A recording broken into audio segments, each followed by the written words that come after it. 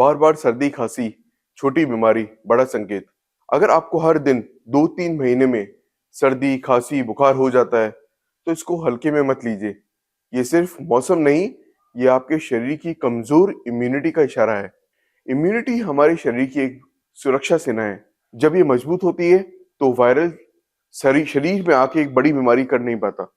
लेकिन जब इम्यूनिटी कमजोर होती है तो छोटी सी सर्दी, छोटी सी बीमारी बहुत बड़ी परेशानी बन जाती है। बार बार बीमार पड़ना, शरीर में बार बार तकलीफ देना, बार बार डिफरेंशियल लाइन टूट रही है, इसका मतलब हमें डेली लाइफ एक्सरसाइजेस करनी चाहिए। देर रात सोना अवॉइड करना चाहिए। सुबह नाश्ता स्किप नहीं करना चाहिए। पानी ज्यादा से ज्यादा पीना चाहिए और सिर्फ दवाई पर निर्भर नहीं रहना चाहिए। ये सब धीरे धीरे इम्यूनिटी को अंदर से खोखला कर देती है। बहुत महत्वपूर्ण है लाइफस्टाइल करेक्शंस। रोज 7 से 8 घंटे की नींद बहुत जरूरी है। सुबह की धूप जरूरी है।